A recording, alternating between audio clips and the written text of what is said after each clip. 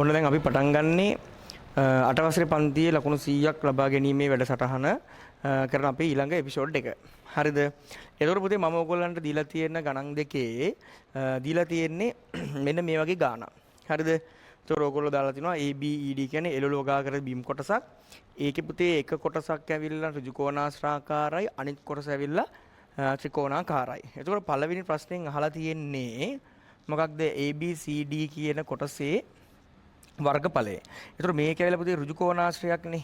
ඒතර ඍජුකෝණාශ්‍රයක වර්ගඵලය හොයන්නේ අපි දන්නවා දිග ගුණ කිරීම පළලෙන්. දිග අපිට දීලා තියෙනවා කීයද? මීටර 12යි. ඒකක දාන්න පළල කියන්නේ පුතේ මීටර 5යි. 12 සරක් 5 කියන්නේ කීයද? වර්ග මීටර 60ක් කියලා එනවා. ඔන්න උත්තරේ. ඊට පස්සේ රෝම ඉලක්කම් දෙකේ කියනවා මෙන්න මේ BCE කොටසේ වර්ගඵලය. ඒ කියන්නේ මේ ත්‍රිකෝණයේ වර්ගඵලය පුතේ මෙයාගේ වර්ගඵලයෙන් 3න් එකක්. එතකොට මුළු වර්ගඵලය අපි දීලා තියෙන ත්‍රිකෝණාශ්‍රය 60යි කියලානේ. හරිද? ඒක 3න් එකෙන් වැඩි කරන්න. එතකොට කෙලින්ම 3ට 3 ඒවා 1යි 60කට 3 ඒවා 20ක් කියලා එනවා. එතකොට උත්තරේ එනවා කීයද? වර්ග මීටර 20යි. පැහැදිලිද? උත්තරේ එන්නේ වර්ග මීටර 20යි. ඊට පස්සේ කියනවා එළවලු වගා කරදී භූමියේ මුළු වර්ගඵලය. හරි ලේසියිනේ. මේකේ වර්ගඵලය දාන මේකේ වර්ගඵලය එනවා අපිට ඔය කියන්නේ. ඒතර පුතේ ඍජුකෝණාශ්‍රයේ වර්ගඵලය ඇවිල්ලා වර්ග මීටර 60යි. ඊට පස්සේ ඇවිල්ලා පුතේ ත්‍රිකෝණයේ වර්ගඵලය වර්ග මීටර 20යි. ඔන්න ඔය දෙකේ වර්ගඵලය එකතු කරාම අපිට එනවා 80යි වර්ග මීටර. හරිද? 80යි වර්ග මීටර. ඔන්න ඒක හරි. ඊළඟට කියනවා අපිට රෝම එකක් 4 පැත්තක දිග සෙන්ටිමීටර් 5ක් වූ ඝනකයක මුළු පෘෂ්ඨ වර්ගඵලය හොයන හැටි. පුතේ ඝනකයක් කියන්නේ ධාතු කැටයක්නේ. හරිද? ධාතු කැටයක්නේ. එතකොට ධාතු කැටයේ තියෙන විශේෂිතම ලක්ෂණය මොකක්ද? ධාතු කැටයේ තියෙන විශේෂිතම ලක්ෂණය තමයි පුතේ එක මුහුණක් ගත්තාම හා මුහුණත් 6ම එක වගේ. එතකොට ඝනකයක මුළු පෘෂ්ඨ වර්ගඵලන හොයනම සූත්‍ර ඔන්න විදිහ තමයි පැත්තක කියන්නේ එක මුහුණතක වර්ගඵලය හොයලා ඒක මුළු මුහුණත් ගානේ වැඩි කරන්න. එතකොට මෙයාගේ පැත්තක දිග සෙන්ටිමීටර 5යිනේ. එතකොට එක මුහුණතක වර්ගඵලය හොයන්න පුළුවන් කෙලින්ම 5 වරක් 5න්. හරිද? එතකොට එක මුහුණතක වර්ගඵලය එනවනේ පුතේ වර්ග සෙන්ටිමීටර 25ක් කියලා එනවනේ. හරිද? එතකොට ඒ එක මුහුණතකනේ. හරිද? එතකොට ඒ වගේ මුහුණත් අපිට තියෙනවනේ 6ක්. හරිද? ඒක මේක 6න් වැඩි කරාම එනවා කීයද? 150යි වර්ග සෙන්ටිමීටර කියලා. හරිද? හරි. මෙන්න උත්තරේ. හරිම ලේසියි. එහෙනම් මෙදාපාර අපිට විභාගෙදි පුතේ ඝනකයක පෘෂ්ඨ වර්ගඵලය හොයන්න දුන් ආවොත් අපි කරන්නේ එක මුහුණතක වර්ගඵලය හොයලා ඒක 6න් වැඩි කරනවා. දෙවෙනි ප්‍රශ්නේ. ඔන්න දෙවෙනි ප්‍රශ්නේ මෙදාපාර අනිවාර්යයෙන්ම පේපර් එකට එන්න තියෙන ඉඩ කඩ වැඩි. මොකද ඒක සාමාන්‍යයෙන් හැම අවුරුද්දකම පුතේ ඒක සමහර අවස්ථාවල ලකුණු 16 ප්‍රශ්නෙටත් සමහර අවස්ථාවල අනිවාර්ය ප්‍රශ්නයකටත් ඇවිල්ලා තියෙනවා. ත්‍රිකෝණයක අභ්‍යන්තර කෝණ තුන ඇල්ල වූ ආකාරයේ දල රූපයක අඳින්න. හරිද? අපි මතකයි ත්‍රිකෝණයක අරගෙන ත්‍රිකෝණයේ අභ්‍යන්තර කෝණය මම මෙයා A කියලා ගන්නම්. හරිද? මම මෙයා B කියලා ගන්නම්. මෙයා C කියලා ගන්නම්. ඔන්න ඔය කැපුම් රේඛා ටික අපි කපලා ওই ටික ඇලෙව්වහම ওই ටික පුතේ අපිට ඇත්තටම සරල රේඛාවකට තමයි එන්නේ. හරිද?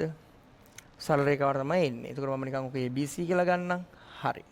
ඒතර අපි නිකන් ගත්තොත් එතකොට සරල රේඛාවක් කියන්නේ අපි දන්නා පුතේ අංශක 180ක් නිරූපණය කරනවා.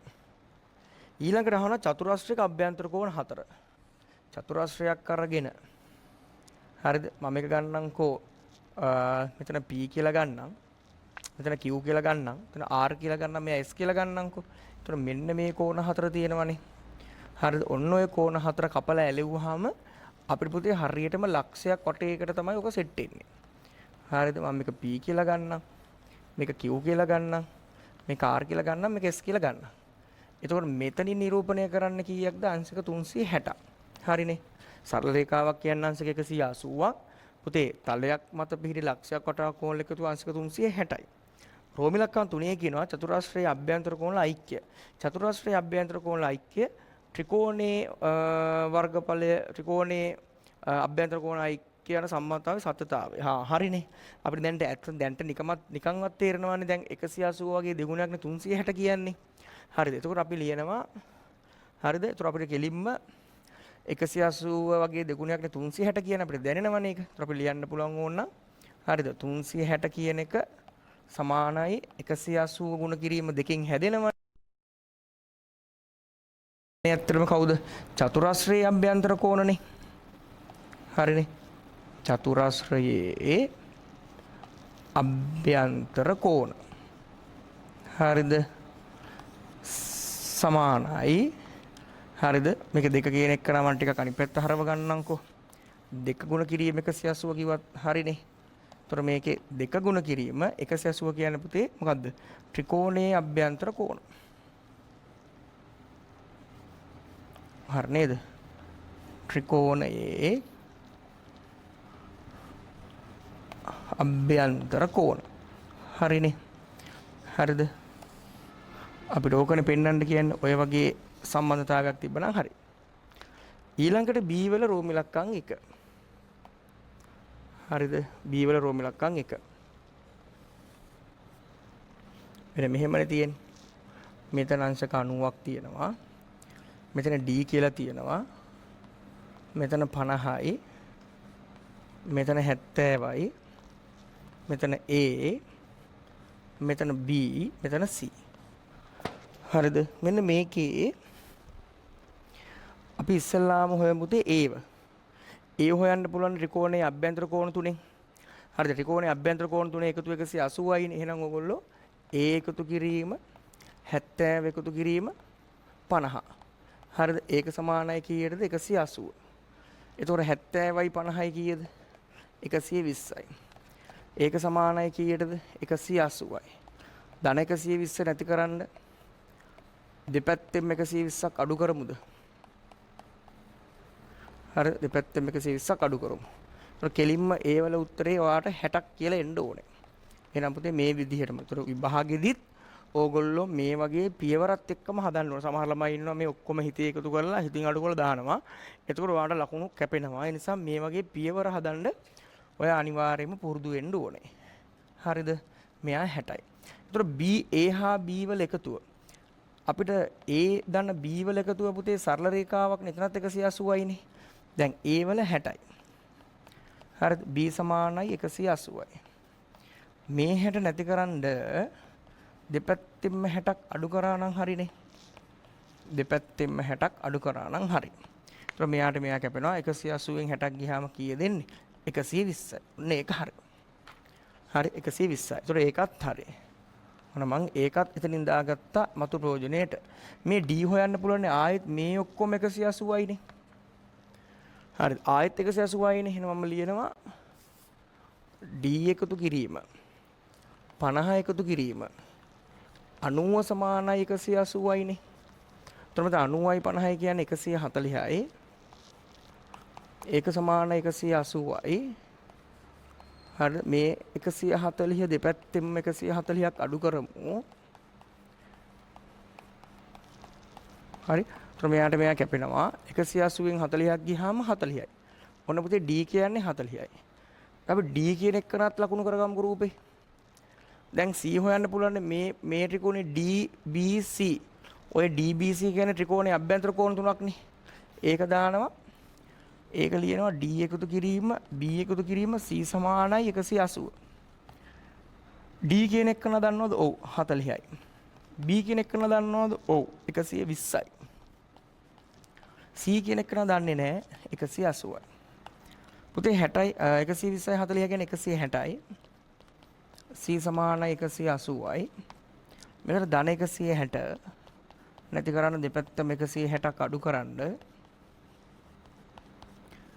කෙලින්ම C කියන්නේ 20ක් කියලා එනවා. ඔන්න හරියට හැදුවා නම් මේ වගේ හරි පිළිවෙලට ලස්සන තියෙනවා. ඒතර ඔයගොල්ලෝ පන්තියට ඔය උත්තර ටික අරගෙන එනකොට මතක තියාගන්න මම පන්තිය කියලා තියෙනවා. නිකන් ඔහේ උඩින් පල්ලෙන් මාව රවට්ටන්න අරන් එන්න එපා. පැහැදිලිද මම පුතාලට? ඒතර ඔයාලා අරගෙන එන්න ඕනේ මේ වගේ පිළිවෙලට ලස්සනට පියවරත් එක්ක උත්තරයට ඉරි දෙක පවා ගහපු ඒ ලස්සන කොලේ පොඩි නොවෙන්න ෆයිල් එකක් ඇතුළේ දාගෙන එන්න ඕනේ. හරිද? පළවෙනි දවසට වඩා දෙවෙනි දවසේ අපි දියුණුවක් තියෙන්න ඕනේ. හරිද? දැනුමෙන් දියුණු වෙන්නත් ඕනේ. පිළිවෙලෙන් දියුණු වෙන්නත් ඕන පුතේ. පැහැදිලිද? දැන් ඉස්සරහට ඔයගොල්ලෝ 9 වසරේ O level කඩේමක් දැන් ලං කරන්න එන්නේ. හරිනේ. ඊට පස්සේ තව රෝම ඉලක්කම් 2. හරිද? රෝම ඉලක්කම් 2. වෙන මෙහෙම. ඒතර මෙතන 120යි. හරිද? මෙතන 50.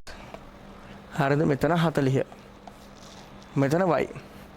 හරි. පුතේ අපි දන්නවනේ x හොයන තමයි මෙතන ඉතාලම ලේසි. අයියේ චතුරස්‍රයක අභ්‍යන්තර කෝණය 4 එකතුව කීයද?